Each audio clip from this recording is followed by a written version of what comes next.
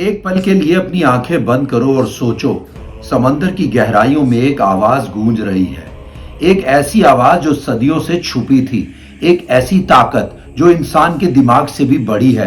क्या ये लिवाइथन है, वो एंशियंट बीस्ट जो किताबों में एक डरावना सपना था, लेकिन अब शायद हकीकत बन रहा है। Never shall we die.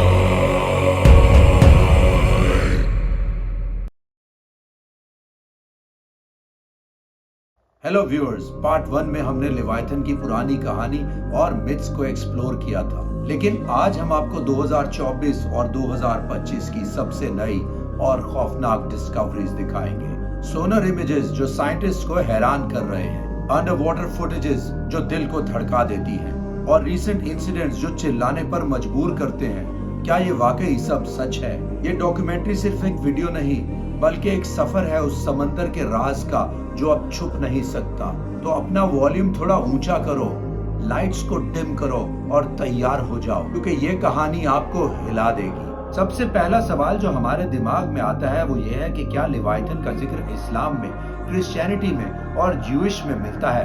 इसके साथ साथ क्या हिंदू मिथोलॉजी में भी लिवाइथन का जिक्र पाया जाता है? इस्लाम की मुकद्दस किताब कुरान में डायरेक्टली लिवाइथन का जिक्र तो मौजूद नहीं है, लेकिन कुछ एनालिस्ट इसकी आयात को यानी वर्सेस को रिलेट करते हैं लिवाइथन के साथ, जैसे कि and indeed Yunus was among the messengers when he fled to the laden ship, then the great fish swallowed him while he was blameworthy. सूरा साफात 37:139 to 142। इस वर्ष में जो फिश मेंशन्ड है उसका नाम अलहूत है और उसको लोग लिवाइथन से लिंक कर रहे हैं। कुरान इस बात को भी बयान करता है कि तौरा यानी तौरात, साम्स यानी जबूर एंड गॉस्पेल यानी इंजील वर ओरिजिनली डिवाइन बुक्स, जैसा कि सूरा अल-माइदा 5:44 के मुताबिक, indeed we sent down the Torah in which was guidance and light. इस बात की कंक्लूजन ये है कि इस्लाम में लिवाइथन का डायरेक्टली जिक्र तो मौजूद नहीं, लेकिन अलहूत, दाबतुल अर्द, तनिन और बहामूत को सिमिलर कहा गया है। Unlike the Bible, Islam reject करता है chaotic फोर्सेस अपोजिंग गॉड को, क्योंकि इस्लाम के मुताबिक गॉड यानी अल्लाह के पास तमाम क्रीचर्स का मुकम्मल कंट्रोल है। हिंदू मिथोलॉजी में भी लिवाइथन से मिलती जुलती क्रीचर्स के बारे में जिक्र किया गया है, जैसे कि वासुकी एक अजीम सांप नाग जो कि समुद्र मंथन के वक्त रस्सी के तौर पर इस्तेमाल हुआ, अनंत शीश नाग एक अजीम समुद्री नाग जो विष्णु का तख्त भी है और पूरी कायनात का सहारा भी है। ये दोनों लिवाइथन की तरह बड़े और ताकतवर क्रीचर्स हैं जो समुद्र से ताल्लुक रखते हैं। अब चलिए लिवाइथन के बारे में ज्यूइश और क्रिश्चियनिटी के क्या बिलीव्स हैं जानने की कोशिश करते हैं। Leviathan in the Hebrew Bible Tanakh, Leviathan also known as Livyatan, इसका जिक्र हिब्रू बाइबल में कुछ जगह मिलता है, जैसे कि जॉब 41:1 to 34 में लिवाइथन को एक मॉन्स्टर और समुद्र में आग उगलने वाला क्रीचर कहा गया है। साम 74:14 में लिवाइथन को एक मल्टी हेडेड ड्रैगन बताया गया है, जहां इसे स्लेन बाय गॉड कहा गया है। इसाया 27:1 में लिखा है कि God will destroy Leviathan the twisting serpent. दोस्तों चलो अब साइंटिफिक तौर पर बात करते हैं एक डिस्कवरी के बारे में जो 2024 में शुरू हुई। ये सोनर इमेज जनवरी 2024 में चिली के कोस्ट के पास ली गई थी। श्मिट ओशन इंस्टीट्यूट की रिसर्च वेसल फैल्कॉन 2 से। ये एक रूटीन एक्सपीडिशन थी। साइंटिस्ट समंदर के फ्लोर को मैप कर रहे थे, लेकिन जो उन्हें मिला उसने उन सबको खौफजदा कर दिया। एक 120 मीटर लंबा ऑब्जेक्ट जो ना कोई सनकन शिप था, ना कोई वेल और ना कोई नोन स्पीशीज। ये सोनर स्कैन इतना क्लियर था कि साइंटिस्ट ने इसकी मूवमेंट को ट्रैक किया। ये ऑब्जेक्ट धीरे धीरे शिफ्ट हो रहा था, जैसे कोई जिंदा चीज सांस ले रही हो।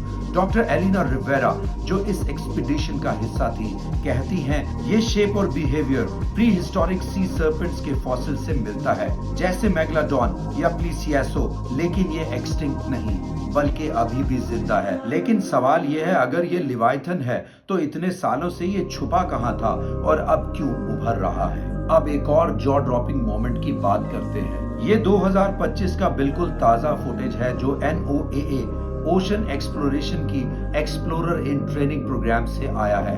ये एक्सपीडिशन अभी मार्च 2025 में चल रहा है और पैसिफिक ओशन की 5000 मीटर गहराई पर सीन रिकॉर्ड हुआ।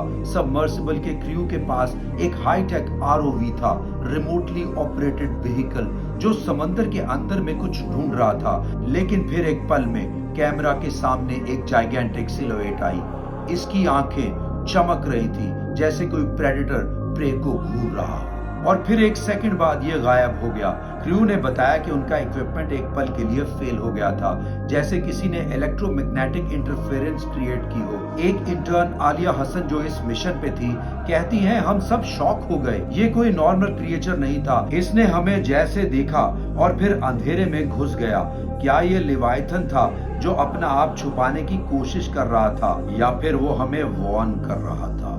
अब बात करते हैं 2024 और 2025 के उन इंसिडेंट्स की जो दुनिया भर की हेडलाइंस बन गए। पहला इंसिडेंट 2024 में पैसिफिक ओशन के एक आइसोलेटेड एरिया से 7 शिप्स एक साथ गायब हो गई। कोई रैकेज नहीं, कोई डिस्ट्रेस सिग्नल नहीं, बस एक खामोशी। कोस्ट गार्ड ने सर्च किया लेकिन कुछ नहीं मिला, जैसे समंदर ने उन्हें निगल लिया हो। फिर जनवरी 2025 में वैनकूवर आइलैंड्स के पास एक और अजीब इवेंट। एक दिन में 2000 छोटे ट्रेमर्स रिकॉर्ड हुए, लेकिन ये नॉर्मल अर्थक्वेक्स नहीं थे।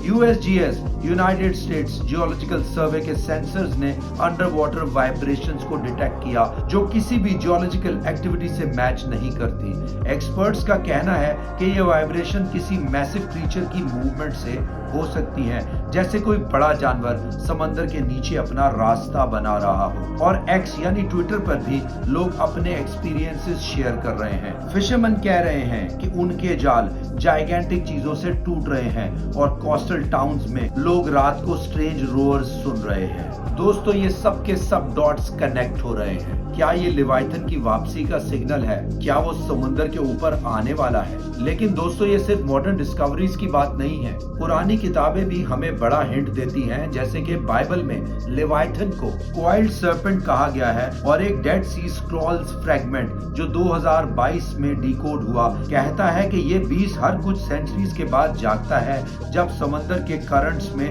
तब्दीली आती है। अब साइंस की तरफ देखो। 2024 में नासा ने रिपोर्ट किया कि ओशन करंट्स में ड्रास्टिक शिफ्ट्स हो रहे हैं क्लाइमेट चेंज की वजह से। पैसिफिक और अटलांटिक के पानी का फ्लो इतना चेंज हो चुका है कि डीप सी इकोसिस्टम भी डिस्टर्ब हो रहे हैं। तो सोचो, अगर पुरानी किताबें सही हैं और करंट्स अब बदल रहे हैं, तो क्या लिवाइथन के जागने का वक्त सच में आ गया है? ये कोइंसिडेंस नहीं, बल्कि एक पैटर्न है जो हमें समझना होगा।